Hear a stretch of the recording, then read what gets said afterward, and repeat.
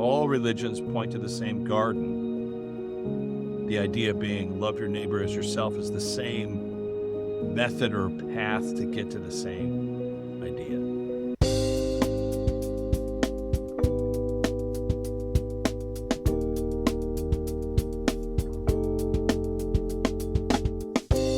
Hello, everyone. I am here again today with Rich Martini. So let me tell you a little bit about Rich. You should know about him thus far. He's been on the show twice, but I'll give you his bio.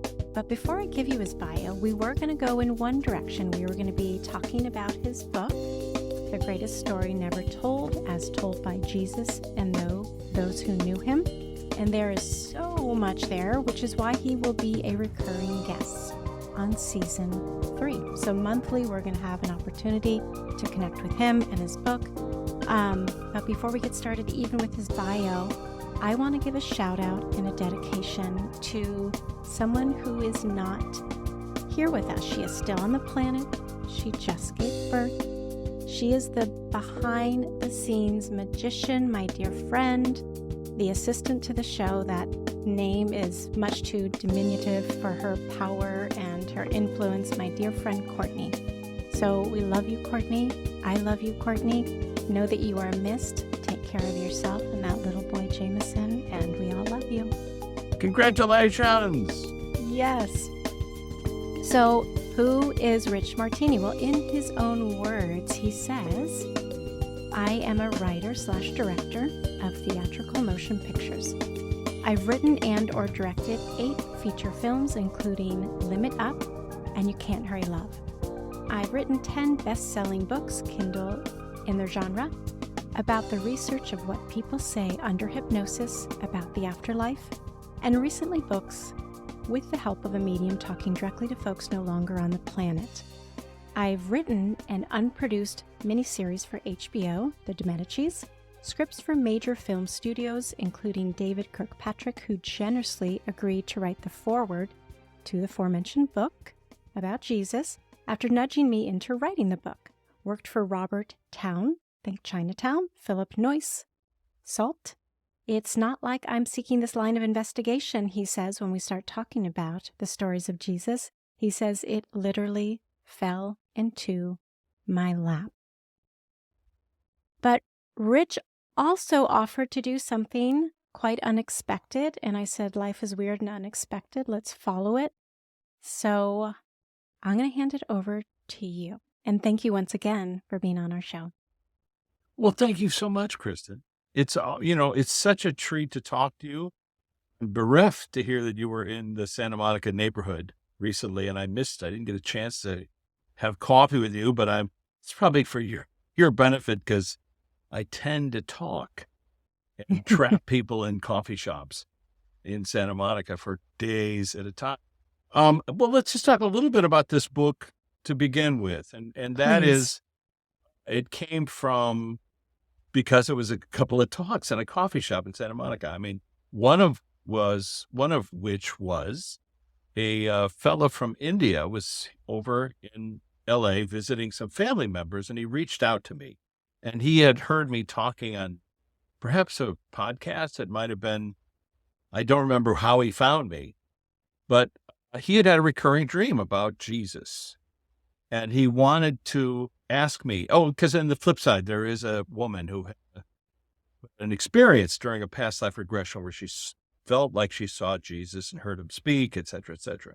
And she talked about him in a very specific way about what he looked like and the kind of person he was. At the time, I thought it was very unusual. As you can imagine, I had filmed a number of people doing past life regressions. I should actually mention that it was the day before her session where I was talking to Scott DeTamble, a hypnotherapist in Claremont, California. And I was saying, it's funny, I was editing my book Flipside, and there's this section in there where Paul Oren, the former president of the Newton Institute, said, because he had conducted a session where a person remembered being in the Holocaust.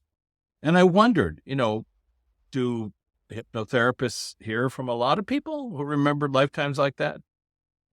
He said, no, in my practice, I get a lot of people who remember a lifetime with Jesus or were profoundly affected by his life. I thought that was interesting. I said, well, did they describe how he looked? Like if he had red hair and freckles, if everyone said the same thing, then we know maybe that they had seen the same person. He said, no, I never asked the question. He laughed.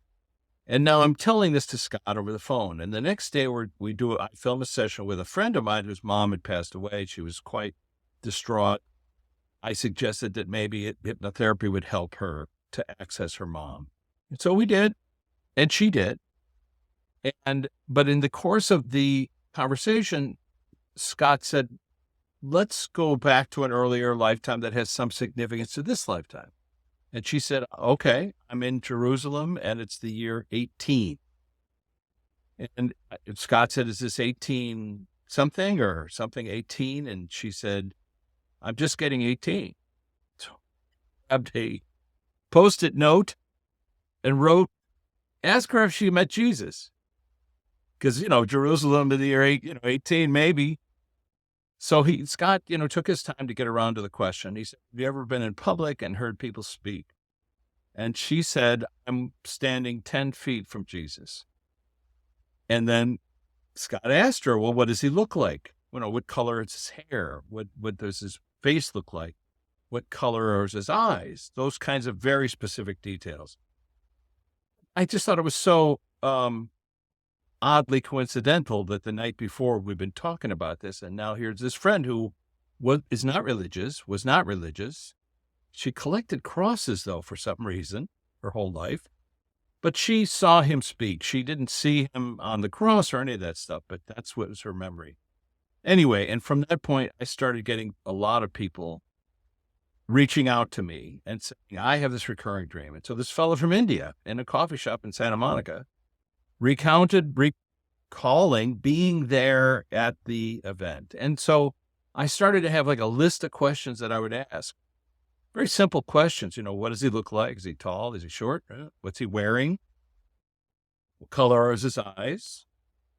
Sometimes people would say blue, like they had seen that visual, that painting when they were a kid. But then in the midst of that conversation would say, oh, no, I'm sorry, his eyes are brown. And then I'd say, well, look at them really carefully. And then they describe a particular color, which I try not to judge other than to say everybody says the same thing. Anyway, and the point is, that doesn't mean it's him. Of course it doesn't. It just means everyone's getting this same information. Then I ask questions like, oh, why are you here? Or, what's the point of you showing up today? Or what's your journey about? I say things like, what's it like for you to observe us? Is there any message you want to pass along? And then I started asking them to do things. Like I would say, could you change into a different outfit? Because people would sometimes say, oh, I see him, bathed in light, wearing these blue robes. But because that's a little difficult to converse with somebody that you're, completely in awe of. Yeah, you're having like this epiphany. I'd say, could you ask him to change into something more conducive to conversation? And what I found was he would always change. Whatever that means, into the same outfit. So that became a little bit weird. People had never met each other. I had never written anything about this research, but he was continually changing into jeans and a T-shirt, almost as if that's all he had in the wardrobe, or if that just means like casual to everybody. You see? Mm-hmm. So I stopped kind of judging that part of it, and then I would ask him questions about his journey, and he started weaving a story that was contrary to what I had heard, what I grew up with. Grew up Catholic, was an altar boy, was kind of familiar. My uncle was a priest, parish priest. And so I'm pretty familiar with this story as it was told. Right. But at the same time, I'm not familiar with the story he was telling. Yeah. Anyway, and so I would ask him to give us or give me things in answer to questions that I had. And it didn't matter if I was talking to a person who was using guided meditation. Didn't matter if it was somebody under hypnosis. Hypnotherapist has got them there. They're saying, I'm seeing Jesus. I'm passing notes. And it didn't matter if I was talking to a medium who was saying, I'm seeing Jesus in the room. It's the same questions. And he would say things like, the Bible is metaphor. You have to judge everything by who is writing it, who's writing the passage, and whether it's geared to what they want people to hear. Metaphor, meaning, everything is metaphor. Poetry, poems, movies, metaphor for things in life. Not negative, just metaphor. Then I would ask, so is it true that people can only follow your religion, the religion named after you? And he would say, no, you don't have to follow me, but let me walk beside you. He would say, all religions point to the same garden. The idea being love your neighbor as yourself is the same method or path to get to the same idea. And then I asked him, after years of hearing these different, interviews, why are you telling us this alternate version of your life? And he said, well, Rich, it's not alternate if it's true. And he said that more than once. Through different people. Different people. So when you hear something like that, you think, okay, this is strange what I'm hearing. I set it all aside. I published some of it in Hacking the Afterlife. And people can find that online, the book, Hacking the Afterlife. Because I just felt like I was being dishonest by not publishing it, by not saying what people were saying. And then I thought, okay, I'm done with it. Okay, I said it. I repeated your story. But then more stories would happen. More people would come forward. And ultimately, it was David Kirkpatrick, former president of Disney and Paramount, who reached out to me and said, I've read some of the things that you've written. Do you have a chronological storyline of his life? From his first memories or other people's first memories of him. And I did. And so he said, well, I think you should put that together. And so for about 2 years, I let him take it around to all the major, he's an agent, took it around to all the major publishing houses. And they all said, who's Rich Martini? Or, how do we sell this? Based on what? This filmmaker's idea? I mean, what is this? I'm just saying, I'm paraphrasing. The answer was just no. Yeah. But then I just thought, you know what? It's time to let the cat out of the bag. And so it came out in Easter, April this year. Perfect. Anyway, so it is a fascinating journey. I don't recommend it for everybody because it does make some people uncomfortable to hear these stories. Again, they're not my opinion. It's not my theory, and it's not my belief.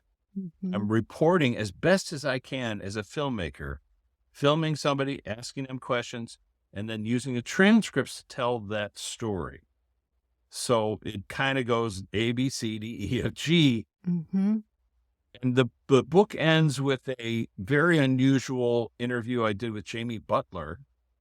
I'm so glad you mentioned that. Yes. You know who she is, yeah. I do. Jamie Butler from Atlanta. What makes it an unusual interview was somebody who was in the book reached out to me and said, I can't believe this, but Jesus was in my kitchen last night. What? She said she was washing dishes, and she looked out of the corner of her eye and saw him standing there. And he said, you need to reach out to Richard and tell him to go and see Jamie Butler, my press agent in South Carolina. And so she reached out to me, and I thought, hi, Jamie Butler's in Atlanta. I'm going to fly, what? But then I found out she was in L.A., like you were in L.A., and she was speaking. And so I thought, well, I'll go. I'll see, whatever. So I went down there, and I ran into her before I went into the event, and I said, you're not going to believe why I'm here. A, B, C, D, this woman wrote to me. And she said, well, why don't you come back on Sunday and let's see if we can have a conversation with him. I thought, oh, that's great. Okay. But I didn't bring my camera. I just brought my cell phone. Which is a And- camera. which is a camera, but at the same time, it's, you're looking at something that looks kind of, anyway. Yeah.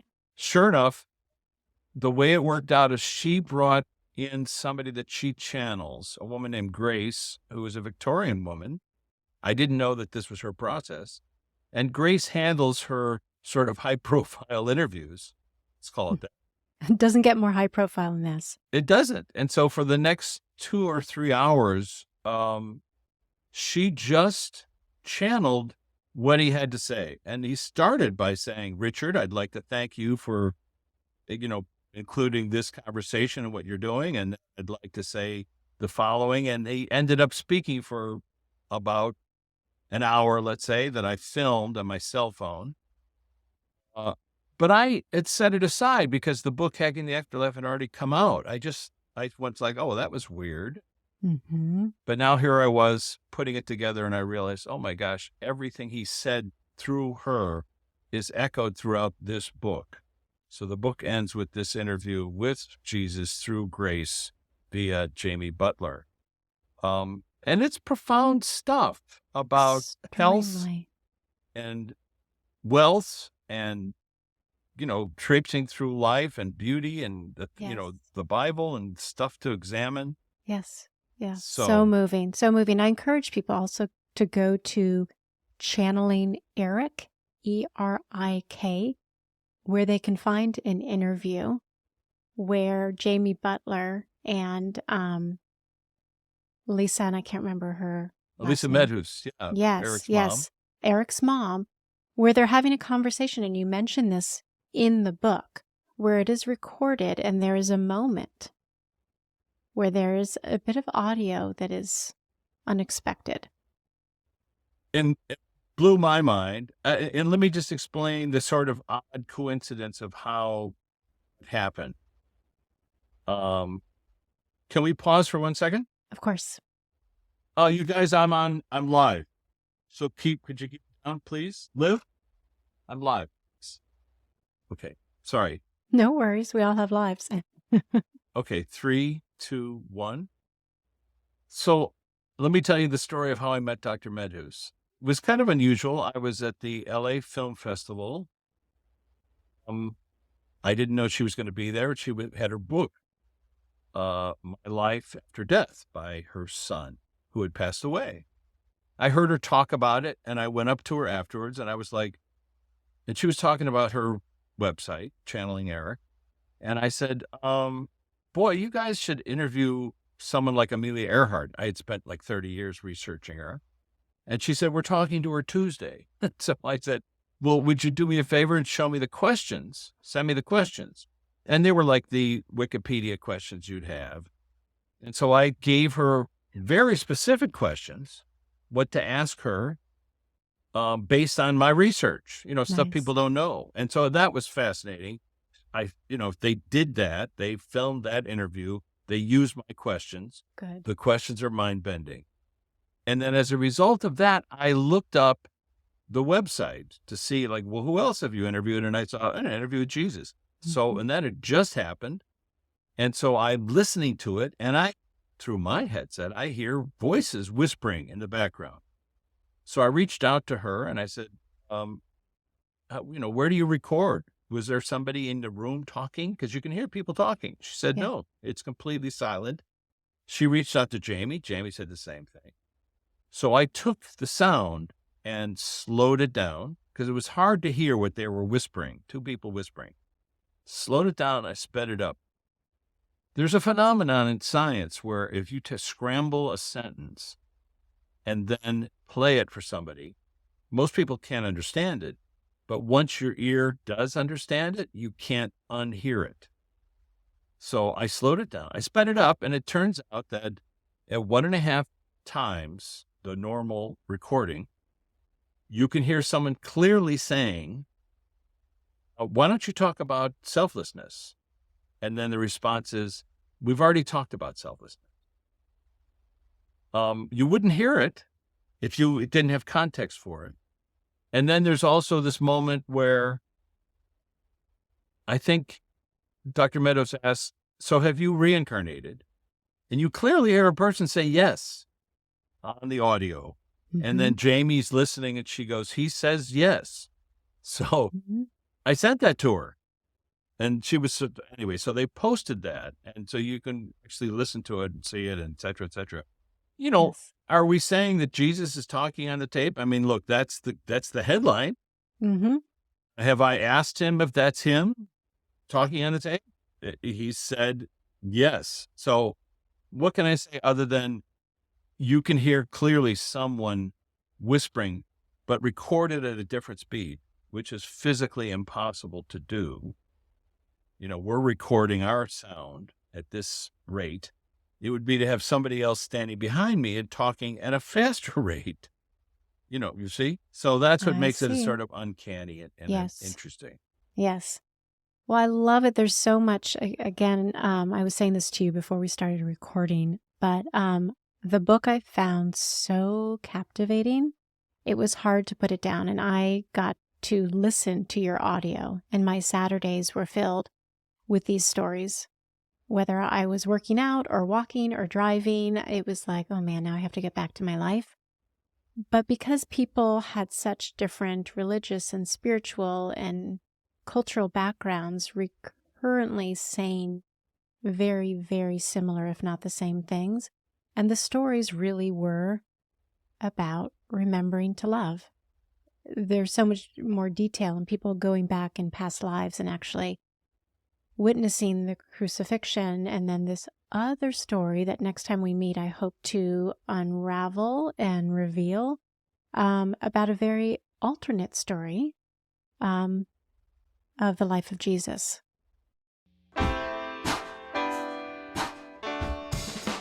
Do you feel like you're not where you thought you'd be at this age? Do you feel like you've missed your chance for true happiness? Do you want more out of life? Hi, I'm Molly, and I am the host of I Am This Age, the podcast proving it's never too late, you're never too old, so go do that thing you're always talking about. I interview people who have made big changes after 40, where we get deep into the fears and insecurities felt when they made their change, how they navigated through them, and how you can too. Subscribe to I Am This Age wherever you get your podcasts, and join us every other Monday for the inspiration you need to go do that thing you've always been talking about.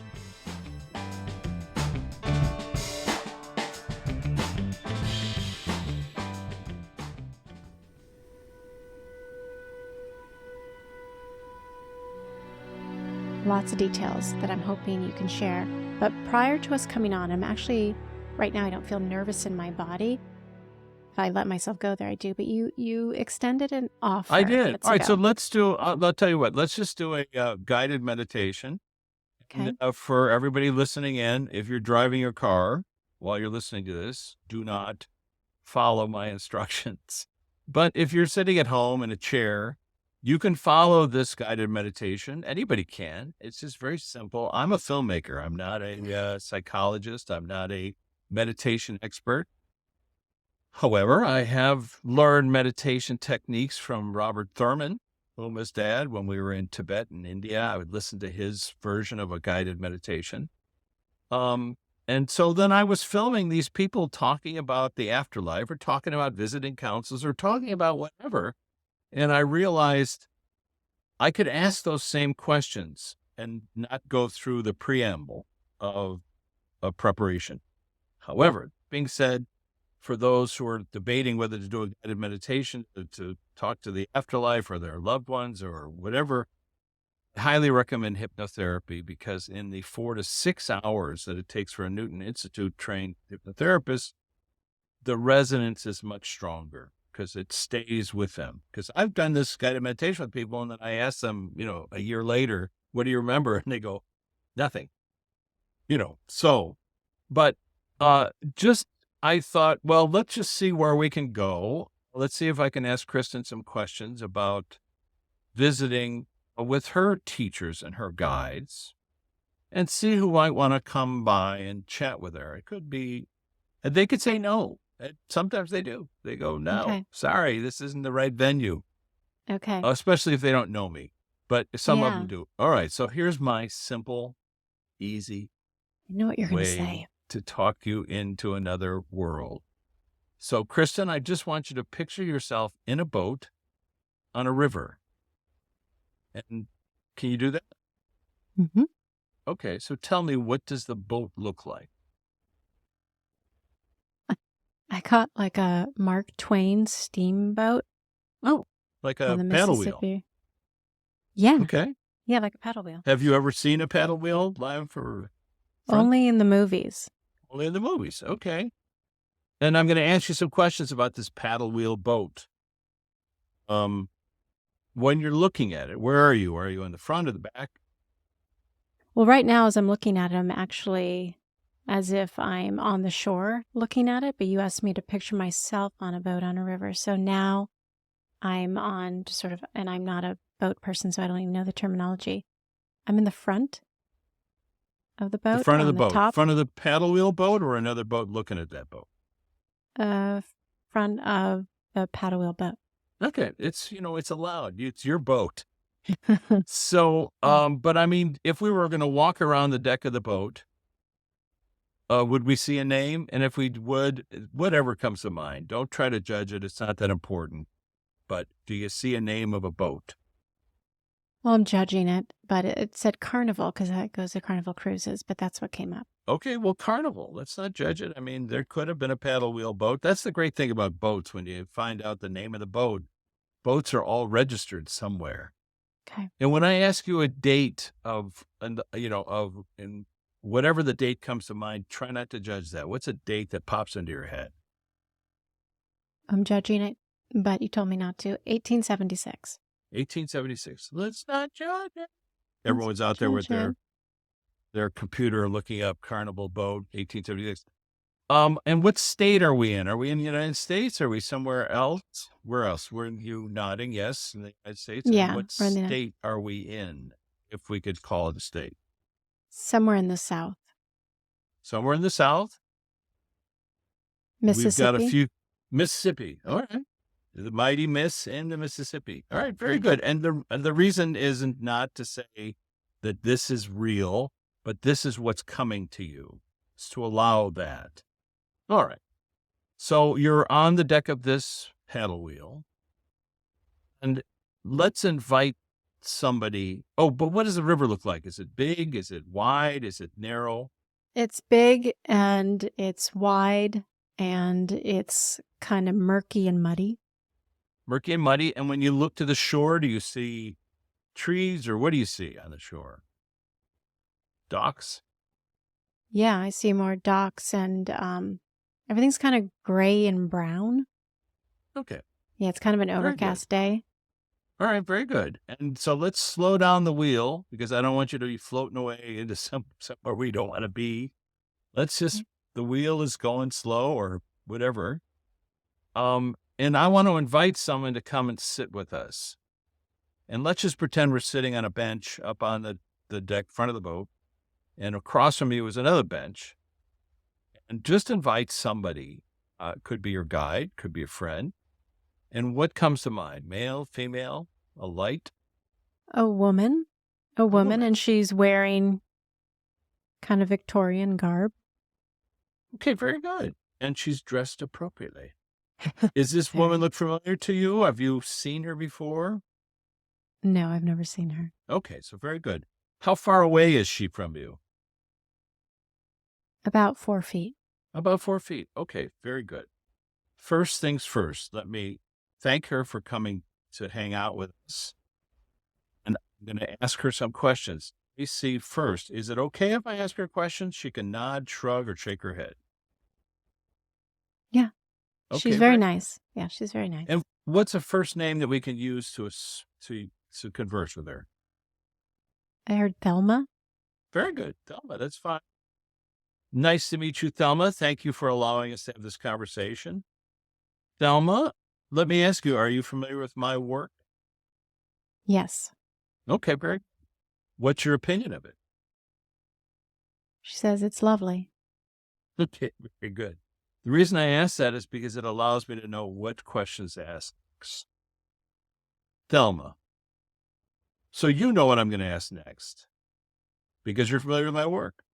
So should we go and visit someplace else? You want to take our friend Kristen to first? How do you think Kristen's doing?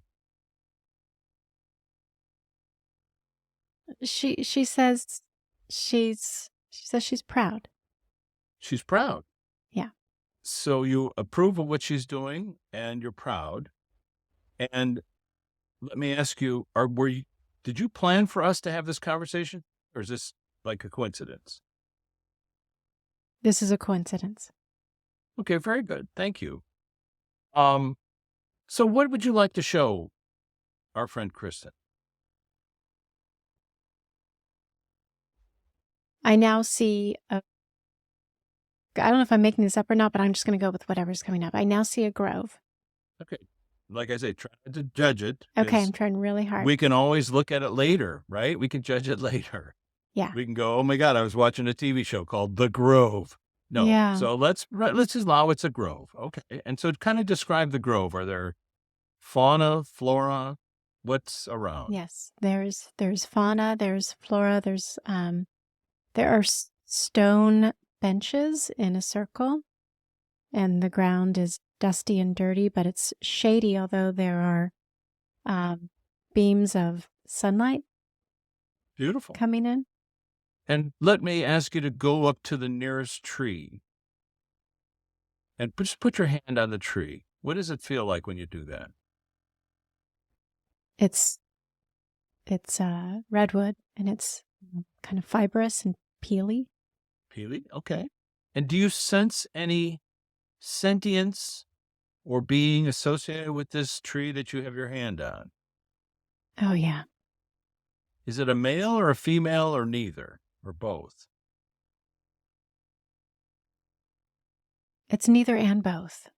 So let me ask this tree, can I ask you some questions? Yes. Have you incarnated on the planet before, or is this you only exist here in this sort of mental construct? Never incarnated. Never incarnated. Okay, very good. But do you have an opinion about how humans treat trees and what our journey is with trees? What's our best way to change the climate or to help climate change? Start by loving yourself and recognizing that we are all linked. Very good. That we're all linked. Did humans used to be able to talk to trees? Yes. What happened? We forgot. They forgot who they are. Okay, very good. Well, thank you, Mr. and Mrs. Tree. They.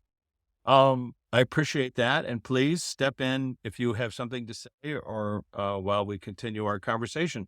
Let's go over to where those, I think, stone benches, did you say? I did, yeah. And are there any people here in the benches? It's more light. More light, okay. Yeah. And more light, you mean instead of like physical people? I said that it's light, and then someone showed up. Okay, very good. So how many people are here? About 6. About 6. Very good. Okay.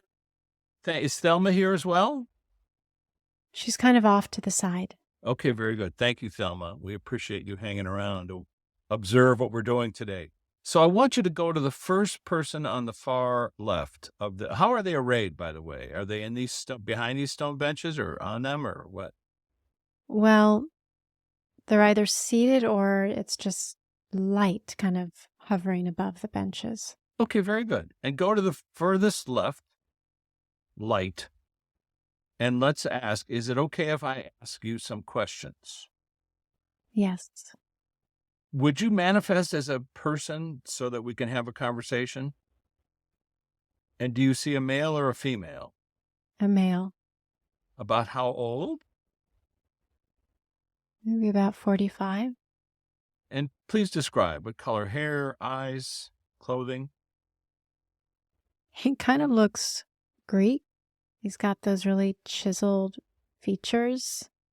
um, kind of grayish hair, but a youthful face, deep, deep set gray eyes, a kind face, strong jaw, kind of a Roman nose, full So lips. It's very if handsome. thank you so much. And if is it okay if I ask you some questions? Yes, Are you familiar with my work? yes. What's your opinion? Noble. Noble. Thank you. What's a word that we can use to identify you just for conversational purposes? He said Craig. Craig. Thank you, Craig. And what quality do you represent on Kristen's council?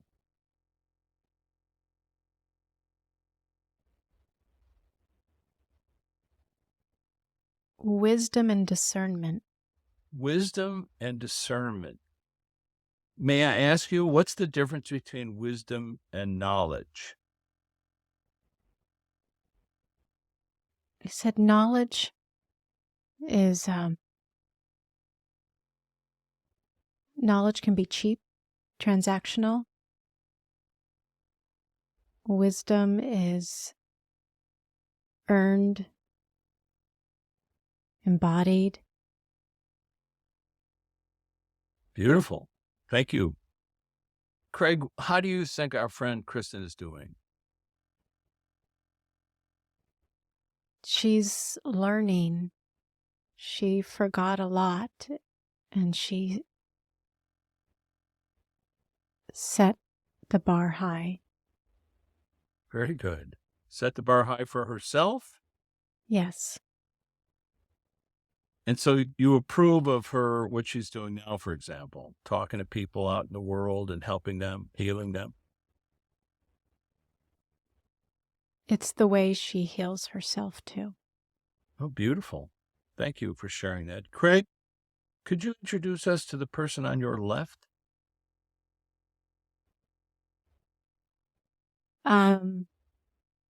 He says this is Thaddeus. Thaddeus. And describe, please. Short. I'm not getting him very clearly. I don't know if he's human, but he's older. He's a little bit more like shorter, rounder. I don't know what he is. Okay, very good. Thaddeus, what do you represent on Kristen's council? In a word or phrase? Endurance. Endurance. Very good. Are you familiar with my work? Yes. Okay. Sometimes different members of counselors are and are not. So if it's okay, if it won't disrupt Kristen's path or journey in any way, could you manifest as she knows you, or show her a manifestation as she knows you, and just try to observe whatever it is without any kind of judgment. So when you said he wasn't quite human, what does he look like to his friends, or what does he like to manifest as to his friends and family? I got a black dog. Oh, black dog. Very good. May I ask you, Thaddeus, have you ever incarnated on the planet Earth? No. No. Okay. And when you manifest in this way, is this a metaphor for that makes it easiest for to have a conversation? Yes. Okay, I understand. Very good. Because the next question is, so do you normally incarnate off planet in another planet, someplace else, in another universe or another galaxy?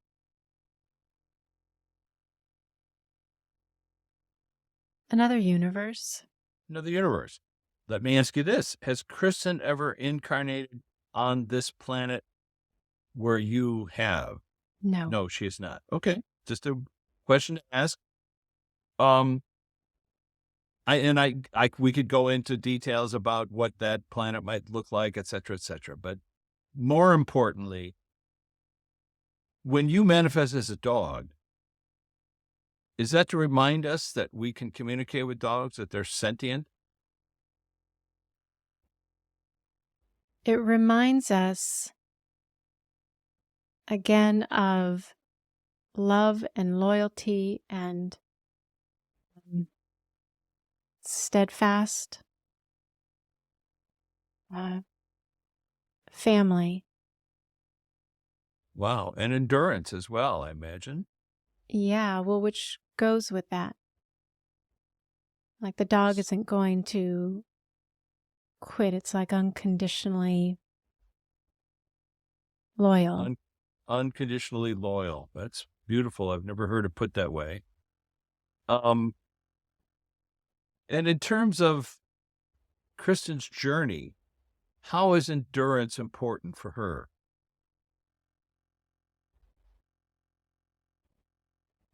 Just get back up. Get back up. And did she earn your role on her council from a previous lifetime where she had to go through something or endurance wise? Or is it from this lifetime? It's multiple lifetimes. Yeah, it's multiple lifetimes. Okay. And how many councils do you serve on, Thaddeus? Thousands. And let me ask you the same question, Craig, if you don't mind. How many councils do you serve with? 7. 7. And may I ask you, Craig, do you appear in the same guise or the same view, perception on each council, or does that really not apply? It depends. It depends. Okay, very good. I think it's fascinating to hear that council members can serve on other councils. And in obviously in Thaddeus's case, it's thousands. And let me ask you the same question, Thaddeus. Do you appear as a black dog on some of the other councils or no? Or was that just for a conversation? That was just for today's conversation. Okay, thank you so much. I appreciate that. And Thaddeus, if you could introduce us to the person on your left, who would that be? So see, this is Rebecca, and she's like a lavender purple light. Beautiful. And Rebecca, may I ask you some questions? I feel like I'm going to cry. Yes. Thank you. Rebecca, so what do you represent on Kristen's council?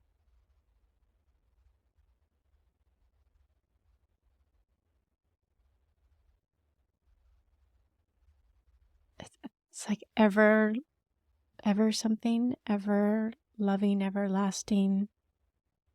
I don't know what the word is.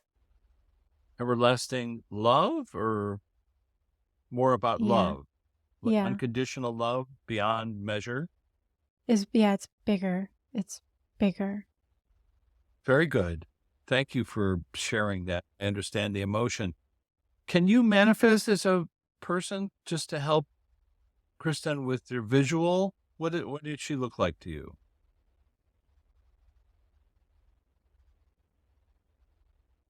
She's almost like a Disney character, or like you know how in The Wizard of Oz, Glenda comes down in a bubble, right? She's just very regal, but opulent, but otherworldly. She's beautiful. Beautiful. Thank you so much, Rebecca. So have you ever incarnated on the planet Earth?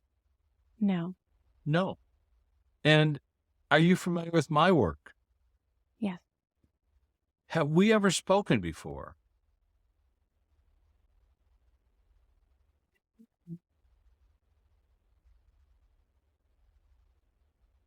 Maybe. Maybe. And I was going to ask you, do you sit on many councils or other councils? Yes. Do you often appear as kind of this Glenda type person? Always. let me ask you, Rebecca. I just need a thumbs up, thumbs down, or a shake of the hand. Do you appear in the book Divine Counsels in the Afterlife? No. No. Okay, very good. That's what I was asking, because there was somebody who appeared as Glenda the Good Witch during one of our conversations.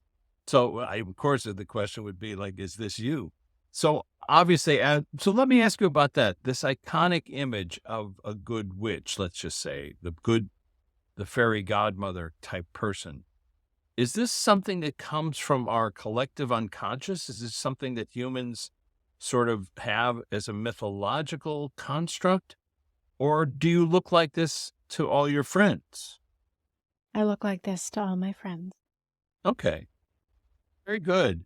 And how's our friend Kristen doing? What's your impression of how she's doing?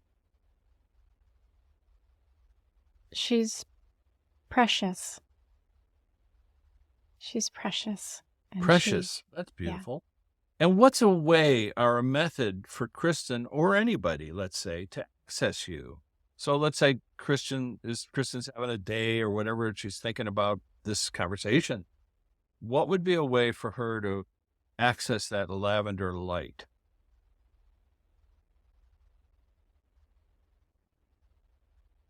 Close your eyes or holding your eyes half open, and the light will show, and that is me. Beautiful. Thank you so much, Rebecca. Is there someone here that's the spokesperson for the council? One particular individual that wants to come forward? Yes. Who would that be? He looks very, very old and like a warrior. Like he's wearing animal fur and leather, and he has a big beard. And he was the first person that showed up. Okay. Do you mean the first person that we spoke to, Craig? Or no, this is who's shown up. Very good. May I ask you some questions, sir? Yes. Are you familiar with my work? Yes. Thank you. What's your impression? It's very important. And thank you. What's a name that we might be able to use to associate with you? Dear one. Dear one. Oh, that's beautiful. And what do you represent on Kristen's council? I'm part of her lineage. I'm related to her. I have incarnated many, many, many times. Very good. So you've incarnated on the planet Earth. Have you with Kristen before? No. But still. And so this outfit that you're presenting as, I appreciate that you've shown us that. I mean, I didn't ask you, you've been with her many times, but that warrior aspect, do you represent a little bit of that warrior? Yes. And do you represent on other councils or just Kristen's? Just hers right now. Okay, very good. Just hers. And so it was important for him to come forward to have this conversation with us. What's a name that we can use? Dear one. Dear one. Dear one. Yeah. Okay, dear one. Is that two E's or one E? Or one EA? Oh, EA. Okay, very good. Yeah, dear yeah, one. good. That's a All good right. question. And so how is our warrior Kristen doing? That's my question.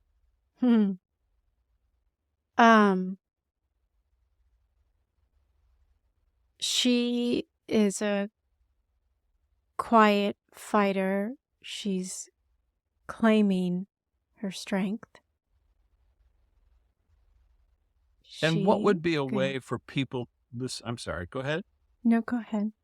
What would be a way for people listening in to claim their strength or to tap into what you represent?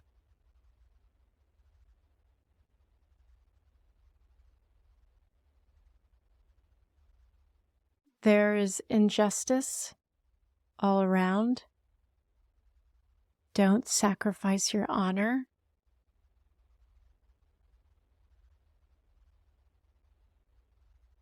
Don't be swayed by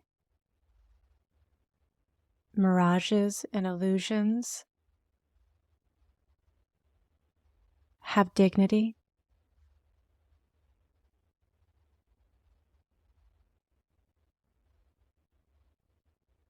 So let me ask you, dear one, when you appear in this outfit, what year does it represent on the planet when you existed on the planet wearing this particular uniform? Where were you? I get 16 something, but I don't know. 16 something? Yes, I don't. Okay. Was it in Asia or Europe or Africa or? It's northern, I think, like northern Europe. It's really cold. Northern Europe, cold. Is it up in Viking land or Yeah, that's what I'm seeing, like Scandinavia or something. Scandinavia? Would you consider yourself a Viking, or would we consider you a Viking? Yes. Very good. And in that lifetime that you're appearing as, did your name Dear One, was that translated from a Viking phrase that means Dear One? No, that's just for Kristen. Okay, just for Kristen. Okay, very Mhm. good. I think it's fascinating. Would anybody on the planet be able to look you up? Is there some story about you somewhere? I'm just curious. Probably not. Probably not. Yeah. So listen, if you could talk a little bit about the journey that you had, because clearly unless you were a holy man or a shaman or something like that, you were somebody who believed in fighting and warrior-like behavior and killing and whatever, which Vikings are famous for. But if you could just talk about the way life is kind of like a theatrical performance and how people come here and behave in certain ways, what's the purpose of learning from a warrior point of view? It's about protection. It's about protection, honor, family, survival. It's it's guarding and protection and fortitude and shelter and survival. But in that is great dignity of family and hearth and home. Very good. And how does Kristen tap into this to you? Is it while she's asleep? Is it during the day? I mean, let me ask everybody on the council, are you guys all tethered to Christian? Yeah, we guide her. And by tethered, I mean, it's almost like Christmas tree lights. People aren't aware that they're tethered to their council members, and you're guiding her. And so if you could just describe the fine line between interference, don't turn down that street, do this, don't buy that stock. If you could just describe a little bit of non-interference and guiding, what's the difference? She has free will, and we are always available. She's often distracted. When she slows down, some show up in her mind, some show up in her heart, some show up in her feelings and songs and signs. But she's the one who needs to be quiet. Thank you.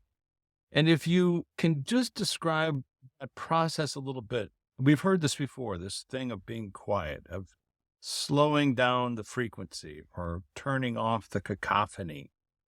Even that tree that we talked to earlier that talked about how humans no longer can hear the plants and flora and fauna or animals. idea of opening yourself up. What's a method? What would be a 1, 2, 3? I mean, I hate to ask it that way, but if you guys could give her a 1, 2, 3 or her audience, how do people slow down to communicate with their guides and their council members? Make the decision. Make the decision. And there's so many ways. You can music or nature, calling us by name.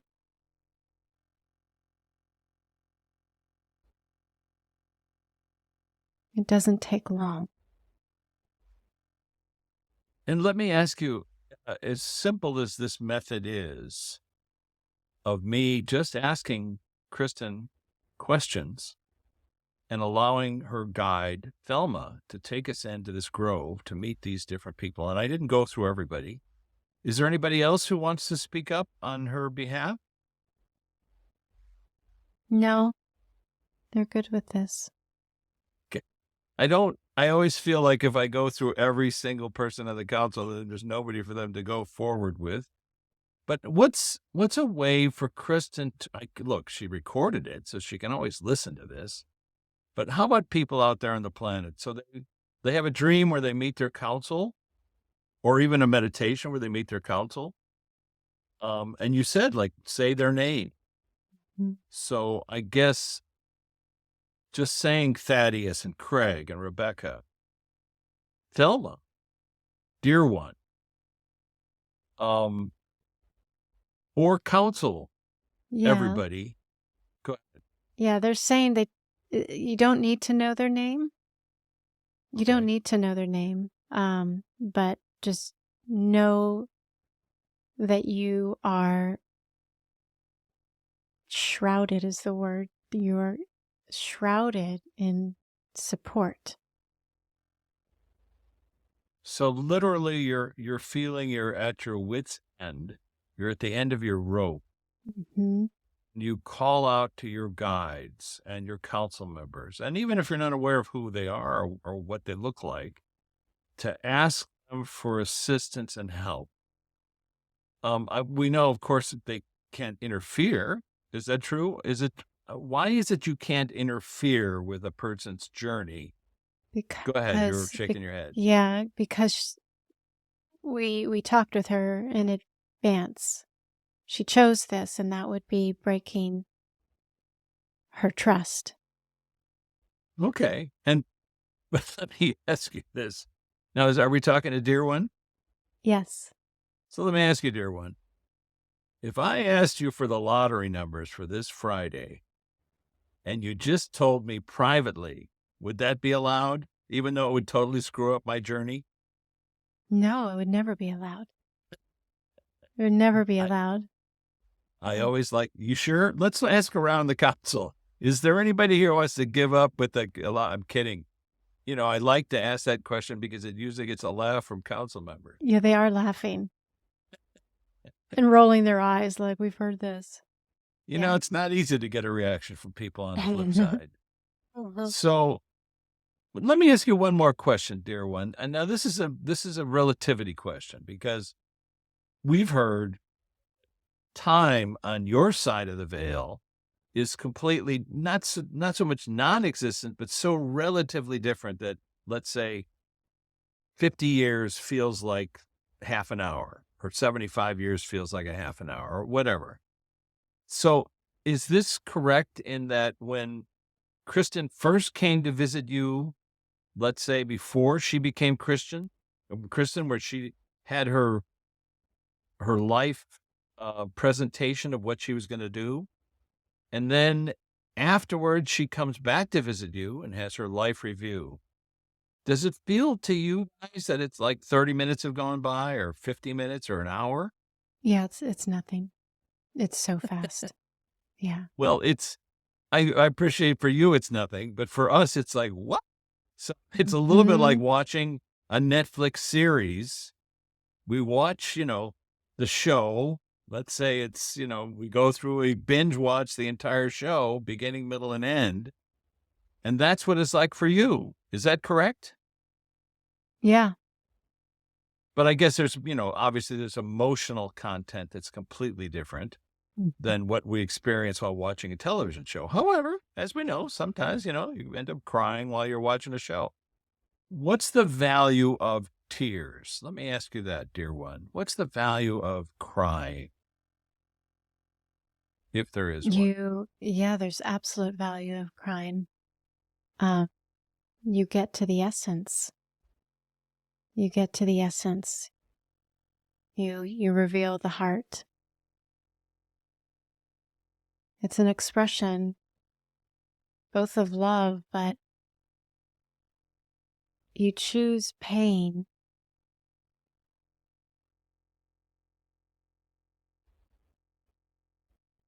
She chose pain. She chose pain. And crying is a part of pain, but it's also illusion. She chose pain so she could remember not to stay in pain. She doesn't need to. The empathy is so strong, so deep. But that's not where she's meant to stay, because she'll get stuck. It's like quicksand for her. Wow. A very interesting question. I've never thought of it before, and very interesting answer. I've never heard it before. But conversely, why choose laughter? What does laughter do for people? It elevates. We get to laugh too. It's like the bubble of pain is popped, not in a painful way, but like, it's the closest to where they live. Beautifully said. All right. Well, I just want to thank everybody on the council. And Thelma, I'm going to leave this to you. Do you want to take her somewhere before we go home and back to the boat? Do you want to show her anything before we go? Thank you, council members. No, she has this, one of those fancy umbrellas, and she has a dainty hand, and she's very Well, that's polite. beautiful. Thank you, Thelma. I appreciate that. So let's escort Kristen back to our boat, the Carnival ship on the Mississippi, on its way somewhere fun, we hope. And let's thank everybody that stopped by to visit. We have Dear One, we have Craig, we have Thaddeus, Rebecca, and Thelma. And Thelma, we had started this conversation with a thought to maybe conversing with a close friend of hers who passed away recently, but I think she can have that conversation with him through you, Thelma, off camera. Put it that way. Okay. If she wants to. We can talk to him now, or we can wait till another time. Very good. All right. So here we are back in the boat. Paddle wheels going. It's time to bring out the mint juleps. Yes, exactly. Now, please describe to your audience what your feeling is. What did it feel like to you? It felt like a lot of imagination. Sometimes things were really instant. And a process of interrupting myself and then letting go. It's just funny because I don't know why I asked about tears, but the answer from your guide was so eloquent about, what tears mean for people and how it helps them get to the truth, to the heart of whatever it is they're thinking about.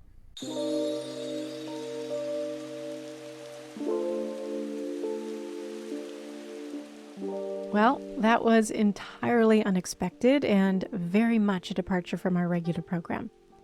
You see, I'd planned to interview Richard about his latest book, The Greatest Story Never Told, as told by Jesus and those who knew him. But we clearly did not follow that plan. He's going to be on soon, and that is what we will be doing. That's the program. So here's what happened. Before we started recording, we were chit-chatting away, and I shared that a childhood friend's brother had recently passed. Richard offered, to see if we could contact him. I didn't feel comfortable with this because I haven't had a relationship with this amazing human being in about 40 years and felt uncomfortable because so many people did, like especially his family and loved ones. And I didn't want to violate a boundary, both literal and spiritual. It just didn't feel like my place. But as we began to talk more, Richard invited to lead me through a process I've heard him lead so many others through.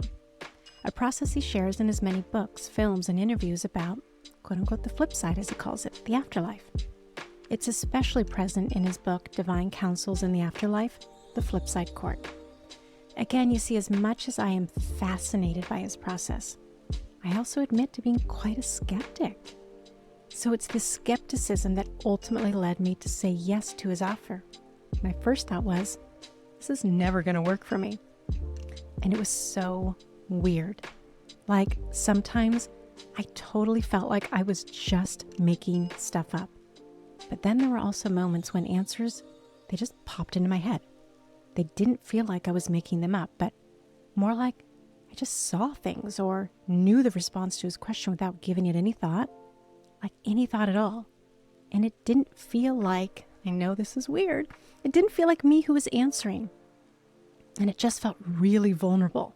Like, oh shit, I can't believe I'm recording this for my audience. What will they think?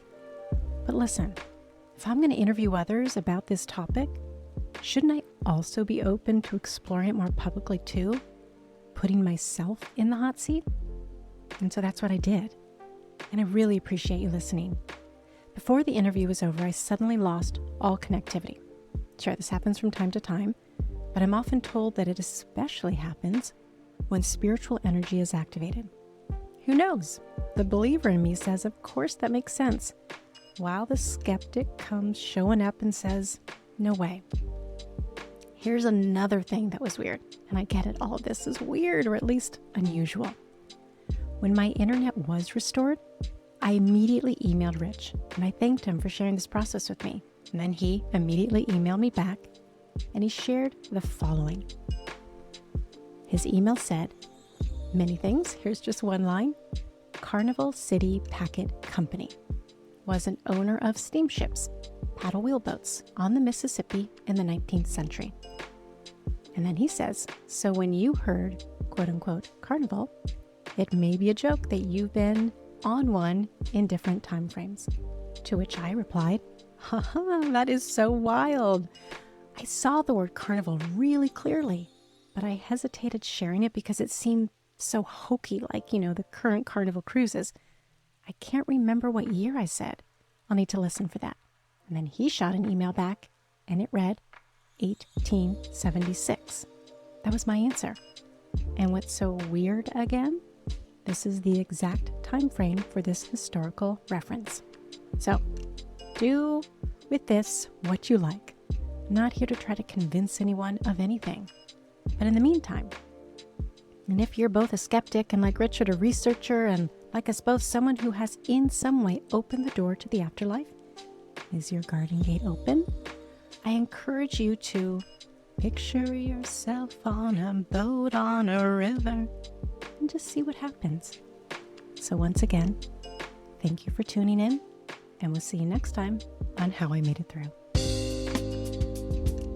How I Made It Through is produced and distributed by EIQ Media, LLC. Elevate your emotional IQ with podcasts and content focused on overcoming adversity, leadership, mental health, entrepreneurship, spiritually transformative experiences, and more.